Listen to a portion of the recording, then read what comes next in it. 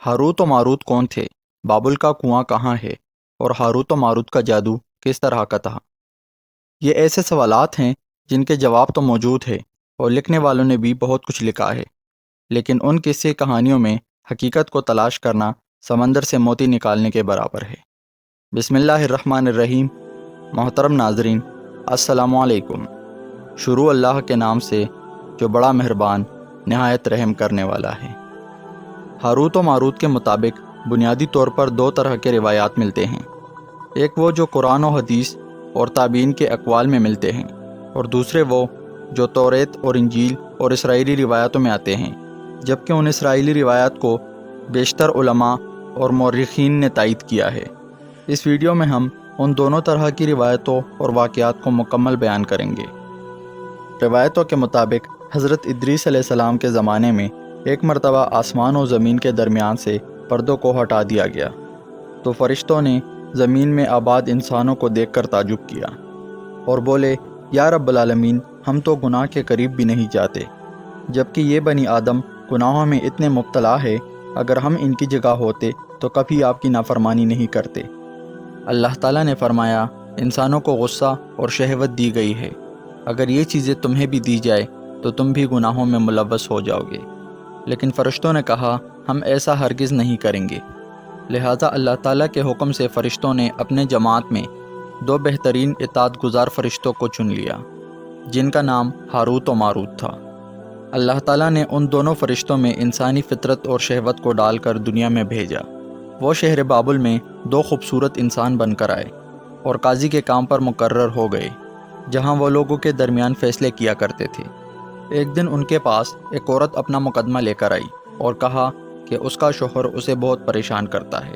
Harut और Marut ने जब उस औरत को देखा तो वो उसकी खूबसूरती और हुस्न से बहुत मुतासिर हुए और उस पर आशिक हो गए। उन्होंने उस औरत से ज़िना की ख्वाहिश की, तो उस औरत ने उनसे कहा, तुम्हारी ये ख्वाहिश मैं तभी पूरी करूँगी जब तुम बुत की पूजा करो, शराब पियो या मेरे शोहर को कत्ल कर दो।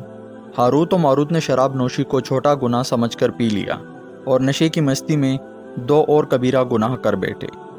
उस औरत ने उनसे आसमान पर चढ़ने का अमल भी सीख लिया, जिसके ज़रिए वो आसमान पर जाते थे। जब वो औरत इस अमल के ज़रिए आसमान पर गई तो अल्लाह के हुक्म से उसे सितारे की शक्ल में मस्क कर दिया गया। चूँकि उस औरत का नाम ज़ोरा था, इसलिए वो सितारा ज़ोरा के नाम से जाना जाता है, जिसे आज वीनस कहते हैं। इस गुनाह की वजह से हारूत और मारूत खुद वो इसमें आज़म भूल गए जिसे पढ़कर वो आसमान पर जाते थे, और बतौर सज़ा उन्हें बाबुल के एक कुएं में उल्टा लटका दिया गया, जहां वो ता क़यामत यूं ही कैद रहेंगे।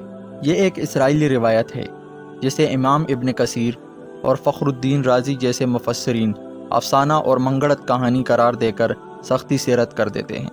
वही इमाम सयूती जैसे उलमा इस रिवायत को मुस्तनद मानते हैं। हारूत और मारूत और चाहे बाबुल के सिलसिले में एक और रिवायत कसरत से बयान की जाती है, जिसके मुताबिक एक ज़माना ऐसा था जब बाबुल रूह ज़मीन पर तहज़ीब व तमद्दुन का मरकज़ था। यहाँ के लोग बातिल खुदा की परस्तिश किया करते थे। ये लोग अपनी किस्मत उनसे वाबस्ता समझते थे, इसलिए इल्म नजूम और इल्म फ़ल्कियात में बड़े माहिर थे। उनके बुतकदों में सितारों की पूजा की जाती थी। ये लोग जादू, तंत्र मंतर और सिफली को बहुत अहमियत देते थे और इस इल्म के ज़रिए माशरे में खूब फसाद फैलाते थे। उनमें बड़े बड़े जादूगर मौजूद थे। उनके तारीख़ी किताबों में जगह जगह जादू और तंत्र मंत्र ही नज़र आता है। उनका ये जादू दूर दूर तक मशहूर था। मुख्तसर ये कि उस शहर का बाशिंदा होना ही जादूगर होने की अलामत थी। जब हज़रत सुलेमान अलैहिस्सलाम की हुकूमत आई तो आपने उन लोगों को इस शिरकिया अमल से रोका और उनके जादू की किताबों को एक जगह जमा करके अपने अजीम तख्त के नीचे दफन कर दिया, ताकि इस फितना अंगेज़ अमल का जड़ से ख़ात्मा हो जाए। जब सुलेमान अलैहिस्सलाम की वफ़ात हुई तो शैतान ने उन किताबों को दोबारा खोद कर निकाला और लोगों से कहा कि सुलेमान पैगंबर नहीं था, बल्कि उन किताबों के ज़रिए हुकूमत किया करता था। लिहाजा हवा में उड़ना, जिन्नात पर काबू और सुलेमान के गैर मामूली मोजज़ात दरअसल जादू था। बनी इसराइल ने उसकी पैरवी की और उन किताबों को पढ़ना शुरू कर दिया। लिहाजा एक बार फिर ये शरंगेज़ अमल कौम में आम हो गया। अल्लाह ताला ने सुलेमान अलैहिस्सलाम पर लगाए हुए इल्ज़ाम और तोहमत की नफ़ी करते हुए सूरह बकरा में फ़रमाया है, और उन्होंने उस चीज़ की पैरवी की جو شیطان سلیمان کی بادشاہت کے وقت پڑھتے تھے، اور سلیمان نے کفر نہیں کیا تھا لیکن شیطان نے کفر کیا۔ لوگوں کو جادو سکھاتے تھے، اور اس چیز کی بھی جو شہر بابل میں ہاروت و ماروت 2 فرشتوں پر اتارا گیا تھا، اور وہ کسی کو نہ سکھاتے تھے جب تک یہ نہ کہہ دیتے کہ ہم تو صرف آزمائش کے لیے ہے، تو کافر نہ بن۔ لہٰذا جب جادو کا علم بابل میں عام ہو گیا اور لوگوں کی تکلیف اور پریشانی کا باعث بنا، تو اللہ تعالیٰ نے 2 فرشتوں کو انسانی شکل میں مامور کیا کہ وہ جادو کے عوامل اور اسے باطل کرنے کا طریقہ لوگوں کو سکھائے، تاکہ وہ جادو کے فساد و شر سے محفوظ رہ سکے۔ لیکن یہ تعلیمات غلط مقصد کے لیے بھی استعمال ہو سکتی تھی، حالانکہ وہ فرشتے لوگوں کو تنبیہ کرتے تھے اور ان کے لیے صراحتاً کہتے تھے کہ یہ تمہارے لیے ایک طرح کی آزمائش ہے، لیکن پھر بھی وہ لوگ ایسے کاموں میں پڑ گئے جو انسانوں کے لیے ضرر اور نقصان کا باعث تھی۔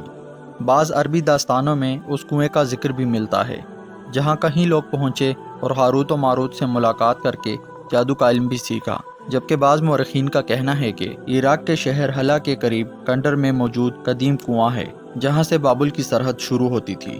یہ اس کنویں کو ہی چاہے بابل قرار دیتے ہیں۔ بہرحال اس واقعے سے یہ سبق ملتا ہے کہ سفلی و جادو ایک شرکیہ عمل ہے، مگر یہ کہ اس کا استعمال فساد و شرپسندی کے خاتمے کے لیے کیا جائے۔ محترم ناظرین، اگر آپ کو ہماری آج کی ویڈیو اچھی لگی ہو تو ویڈیو کو لائک اور مزید اسی طرح ویڈیوز دیکھنے کے لیے ہمارا چینل سبسکرائب کریں۔ ملتے ہیں اگلی ویڈیو میں، تب تک کے لیے اجازت دیجیے۔ اللہ حافظ۔